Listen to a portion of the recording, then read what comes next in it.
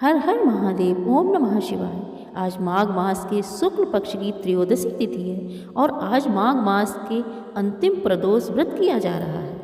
आज के दिन पूरे दिन उपवास कर प्रदोष काल में माँ पार्वती और भगवान शिव की पूजा करने से कई जन्मों के पाप नष्ट हो जाते हैं और पुण्य फल प्राप्त होता है। यह दिन शिव भक्तों के लिए विशेष रूप से महत्वपूर्ण माना जाता है। धार्मिक मान्यताओं के अनुसार प्रदोष व्रत देवादिदेव महादेव तक पहुँचने का सबसे सरल उपाय है। इस दिन प्रदोष व्रत की कथा सुनने से भगवान शिव और माता पार्वती प्रसन्न होते हैं और अपने भक्तों की मनोकामनाएं पूरी करते हैं और उन्हें आशीर्वाद देते हैं। इस व्रत कथा के सुने बिना यह व्रत अनुष्ठान अधूरा माना जाता है। पौराणिक कथा के अनुसार एक नगर में एक ब्राह्मण महिला रहती थी। पति के देहांत के बाद इस दुनिया में उसका कोई नहीं था। अपने बेटे के साथ वह भिक्षा मांगकर किसी तरह जिंदगी जी रही थी। एक बार वह ऐसे ही भिक्षा लेकर वापस घर आ रही थी तो रास्ते में एक घायल लड़के को देखा। उसे देखकर वो ब्राह्मणी उसे अपने घर ले आई और उसकी सेवा सत्कार किया। वो लड़का कोई और नहीं बल्कि विंध्यर्व राजकुमार था।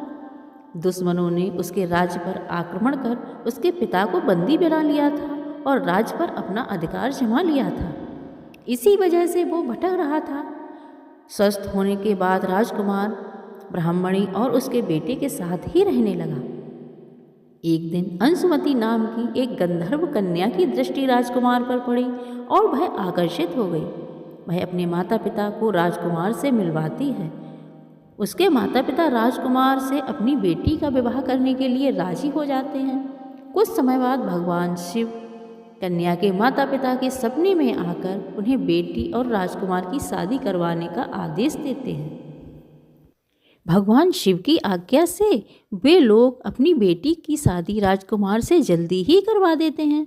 इधर ब्राह्मणी नियमित रूप से प्रदोष व्रत रखती थी और सच्चे मन से भगवान शिव की पूजा किया करती थी। उसके पुण्य प्रताप से राजकुमार अंशुमती अपने पिता की सेना की मदद से शत्रुओं पर विजय प्राप्त कर विंध्यर्व राज्य को फिर से प्राप्त कर लिया और अपने पिता के साथ रहने लगा। बाद में उसने ब्राह्मणी और उसके पुत्र को अपने राज्य का प्रधानमंत्री बना लिया। इसी वजह से माना जाता है कि प्रदोष व्रत की मदद से जिस तरह ब्राह्मणी की जिंदगी परिस्थिति बदली, उसी तरह भगवान शिव अपने हर सच्चे भक्त के कष्ट को दूर करते हैं। एक और पौराणिक कथा के अनुसार प्राचीन काल की बात है। एक नगर में 3 मित्र रहते थे, एक राजकुमार, दूसरा ब्राह्मण और तीसरा धनिक पुत्र। राजकुमार व ब्राह्मण कुमार का विवाह हो चुका था। धनिक पुत्र का विवाह भी हो गया किंतु गौना होना शेष था। एक दिन तीनों मित्र स्त्रियों पर चर्चा कर रहे थे। ब्राह्मण कुमार ने स्त्रियों की प्रशंसा करते हुए कहा, नारीहीन घर भूतों का डेरा होता है। धनिक पुत्र ने यह सुना तो तुरंत अपनी पत्नी को लाने का निश्चय किया। माता पिता ने उसे समझाया कि अभी शुक्र देवता डूबे हुए हैं, ऐसे में बहू बेटियों को उनके घर से विदा कर लाना शुभ नहीं होता। किंतु धनिक पुत्र नहीं माना और ससुराल जा पहुंचा। ससुराल में भी उसे रोकने की बहुत कोशिश की गई मगर उसने जिद नहीं छोड़ी। माता पिता को विवश होकर अपनी कन्या की विदाई करनी पड़ी।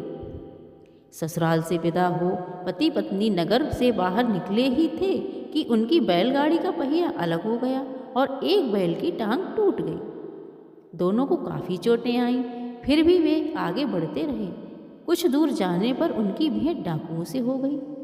डाकू धन धान्य लूट ले गए। दोनों रोते पीटते घर पहुँचे। वहाँ धनिक पुत्र को सांप ने डस लिया। उसके पिता ने वैद्य को बुलाया। वैद्य ने निरीक्षण के बाद घोषणा की, धनिक पुत्र 3 दिन में मर जाएगा। जब ब्राह्मण कुमार को यह समाचार मिला तो वह तुरंत आया। उसने माता पिता को शुक्र प्रदोष व्रत करने का परामर्श दिया और कहा, इसे पत्नी सहित वापस ससुराल भेज दे। यही सारी बाधाएं इसीलिए आई हैं क्योंकि उसका पुत्र शुक्रास्त में पत्नी को विदा कराकर लाया है। यदि वह वहाँ पहुँच जाएगा तो बच जाएगा। धनिक को ब्राह्मण कुमार की बात सही लगी। उसने वैसा ही किया। ससुराल पहुँचते ही धनिक कुमार की हालत ठीक होती चली गई। शुक्र प्रदोष के महात्म्य से सभी घोर कष्ट टल गए। बोलो उमापति भगवान शंकर की जय। आप लोगों को हमारी कथा अच्छी लगी तो हमारे चैनल को लाइक और सब्सक्राइब अवश्य करें। धन्यवाद। हर हर महादेव।